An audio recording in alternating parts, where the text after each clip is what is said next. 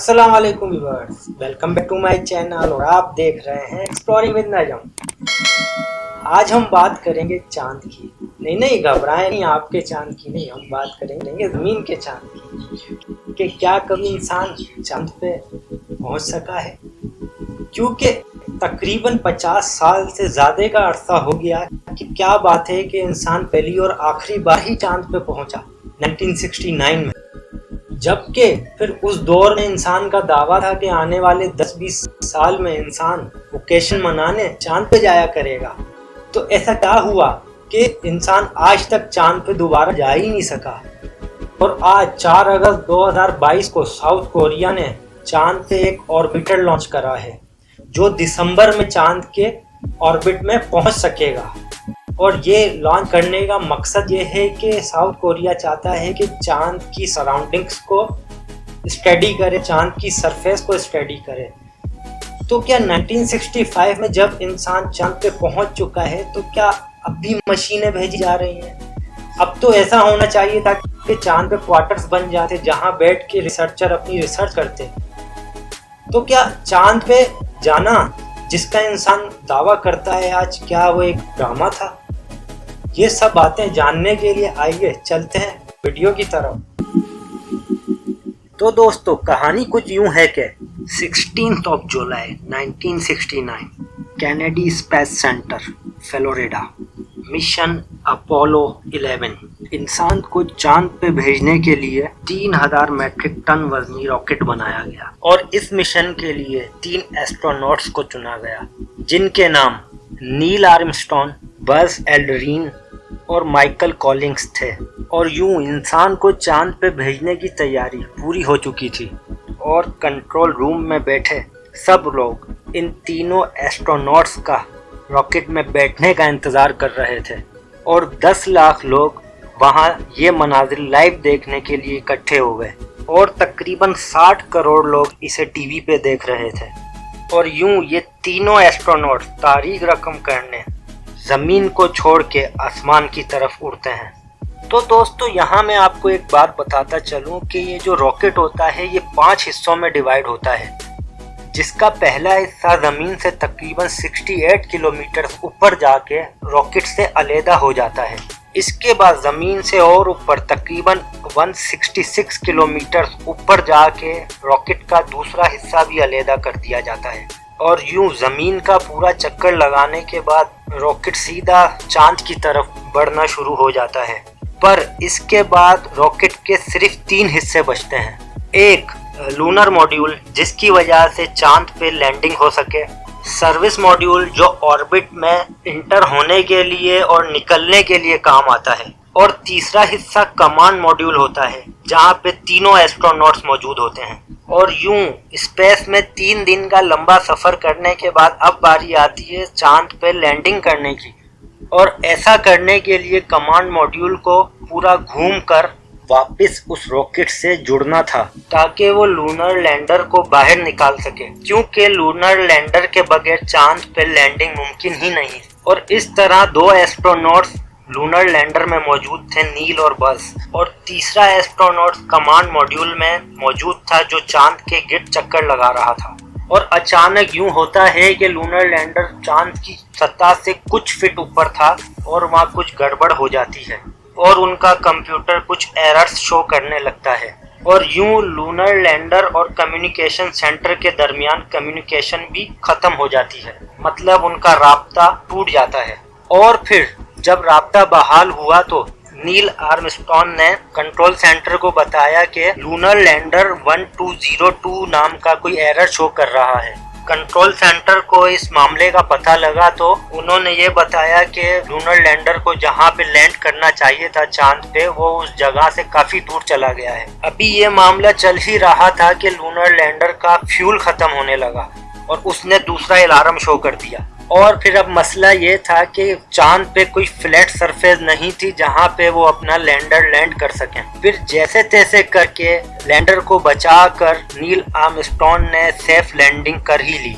और यूं दोस्तों, इंसान पहली बार चांद पे पहुंच चुका था। और जमीन पे जो लोग ये मनाजिर देख रहे थे उनकी फिर सांस में सांस आई।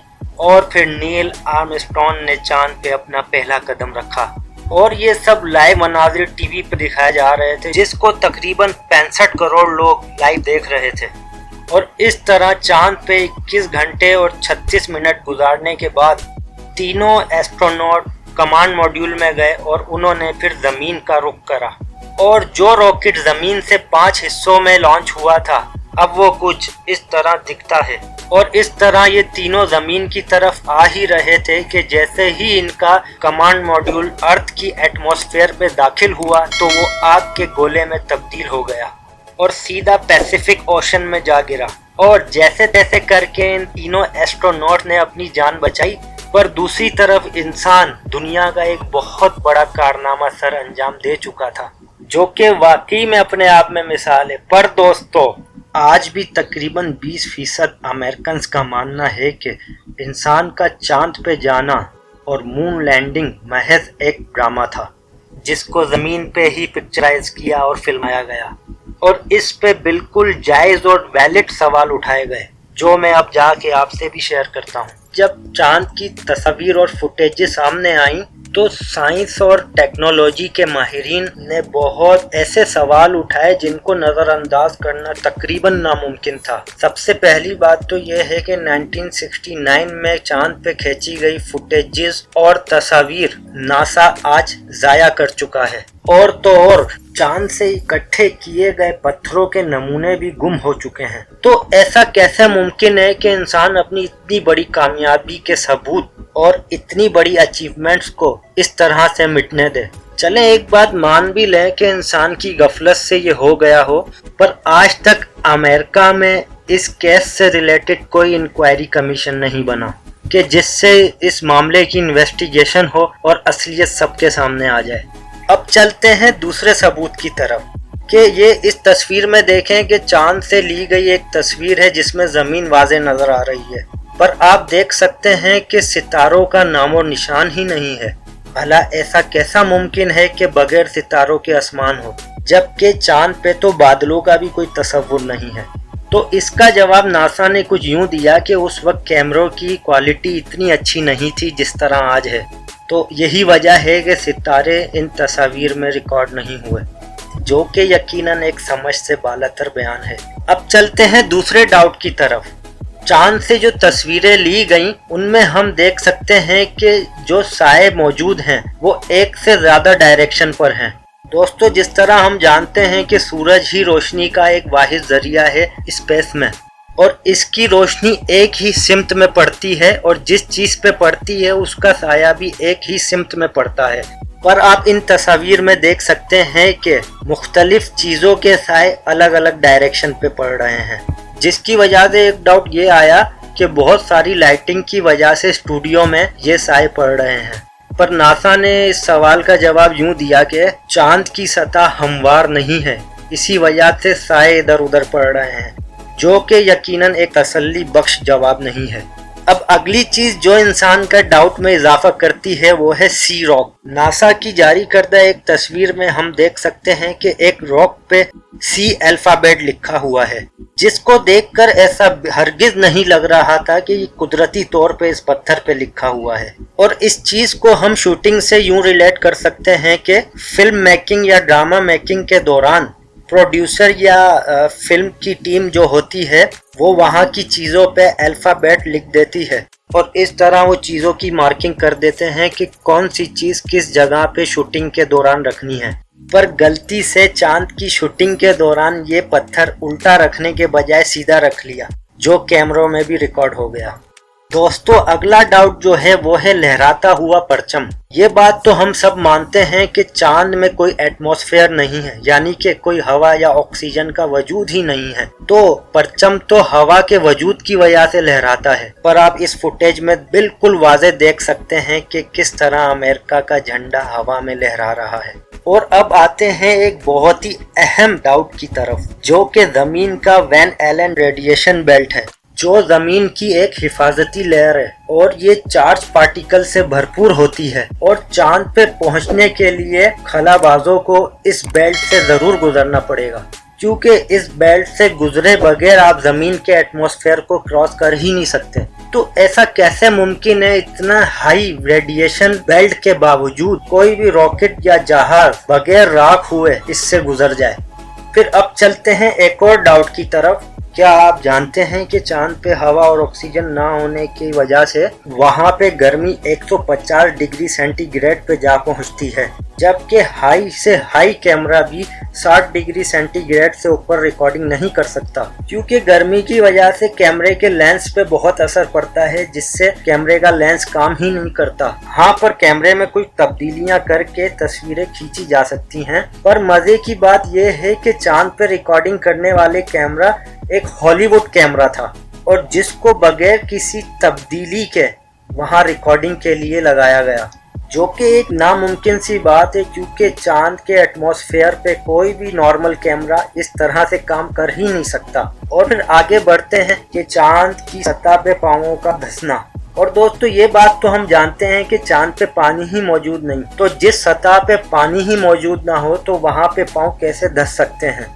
जबकि नासा की तरफ से दिखाई जाने वाली तस्वीर में हम वाज़े देख सकते हैं कि पाँवों के निशान किस तरह वाज़े हो रहे हैं। दोस्तों, इस तरह की बहुत सी बातें हैं जो ये साबित करती हैं कि इंसान का चांद पे जाने का दावा महज एक ड्रामा था। और कुछ बातें इस ड्रामे की डाउट को यकीन में बदल देती हैं कि 1969 में अगर इंसान चांद पे पहुंच चुका था तो आज 2022 तक दूसरा कोई भी इंसान चांद पे क्यों नहीं पहुंच सका, जबकि आज तो टेक्नोलॉजी 1969 से बहुत एडवांस है। और दोस्तों, इसका जवाब ये है कि नासा का पाला जब आज हकीकी खला के सफ़र से पड़ा है तो इसके चारों तबक रोशन हो गए और इसको ये बिल्कुल समझ आ रहा होगा कि अल्लाह पाक ने जो हदूद इंसान के लिए बनाई हैं वो इसके लिए काफ़ी हैं, क्योंकि चांद पे जाने के लिए 7 माह का अरसा दरकार होता है और चांद ज़मीन से 3,84,400 किलोमीटर के फासले पर मौजूद है और 7 माह तक कोई भी महफूज लिबास खला की तापकारी और शुआओं का मुकाबला नहीं कर सकता। दोस्तों, ज़मीन से 99,000 किलोमीटर की बुलंदी के बाद आसमान की हदूद शुरू हो जाती है और वहाँ बड़ी बड़ी चट्टानें, पत्थर और सैयारे मौजूद हैं जिनकी तापकारी शुआएं इंसान के जिस्म को एक पल में ख़त्म कर सकती हैं।